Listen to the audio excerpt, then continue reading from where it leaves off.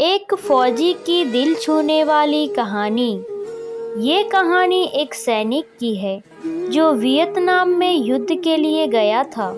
युद्ध समाप्त होने के बाद जब उसके घर लौटने की बारी आई तो उसने अपने माता पिता को सैन फ्रांसिस्को से फ़ोन किया। माँ और पिताजी, मैं घर आ रहा हूँ, लेकिन घर आने से पहले मुझे आपसे एक बात पूछनी है।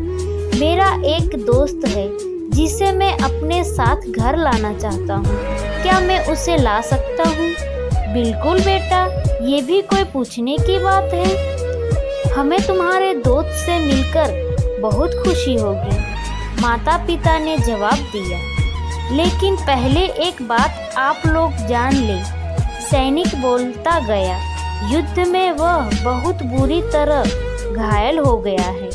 उसने एक बारूदी सुरंग पर पैर रख दिया था और उसमें उसने अपना एक हाथ और पैर गंवा दिए हैं। उसके पास कोई जगह नहीं है जहां वो जा सके, इसलिए मैं उसे अपने साथ रहने के लिए लाना चाहता हूँ। उसकी यह बात सुनकर उसकी माँ बोली, बेटा, तुम्हारे दोस्त के बारे में मैं जानकर हमें बहुत दुख हुआ हो सकता है हम उसके रहने के लिए कोई जगह तलाश कर सके। नहीं माँ, मैं चाहता हूँ कि वो हमारे साथ रहे। लेकिन बेटा, अब पिता ने कहा, तुम समझ नहीं रहे हो कि तुम क्या चाह रहे हो। इस तरह का अपाहिज व्यक्ति हमारे लिए कितना बड़ा बोझ होगा। हमारी अपनी जिंदगी है जीने के लिए और हम नहीं चाहते हैं कि इस तरह की कोई भी परिस्थिति हमारी जिंदगी में दखल दे। मेरे हिसाब से तुम्हें अकेले घर आना चाहिए और अपने दोस्त को वहीं छोड़ देना चाहिए। वह अपनी जिंदगी जीने के लिए कोई न कोई रास्ता निकाल ही लेगा। सुनकर उस सैनिक ने फोन रख दिया। कुछ दिनों बाद उसके माता पिता को सैन फ्रांसिस्को पुलिस से एक संदेश मिला जिसमें उन्हें बताया गया कि उनके बेटे की एक बिल्डिंग से गिरकर मौत हो गई है। पुलिस के हिसाब से यह एक सुसाइड केस था। दुखी माता पिता ने तुरंत ही सैन फ्रांसिस्को के लिए फ्लाइट बुक कराई और वहां पहुंच गए। वहां उन्हें शहर में मुर्दाघर ले जाया गया ताकि वे अपने बेटे की पहचान कर सके।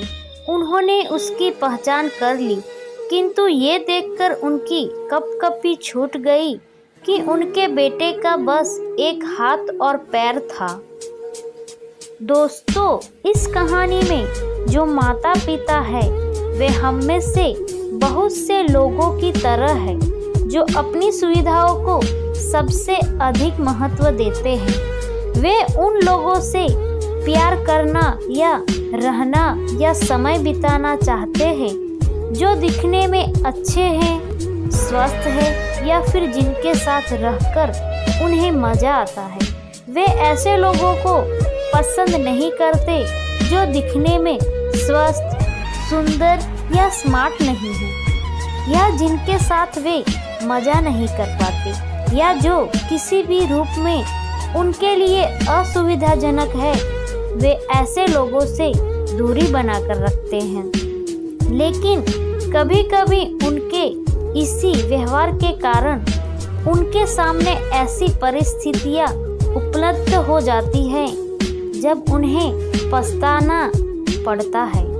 आइए लोगों को वे जैसे हैं वैसे ही अपनाएं और ज़रूरत पड़ने पर उनकी मदद करें। दोस्तों, अगर आपको ये छोटी सी कहानी या छोटी सी सीख आपके लिए कोई मायने रखती है तो प्लीज़ हमारे चैनल को लाइक एंड सब्सक्राइब करें दोस्तों।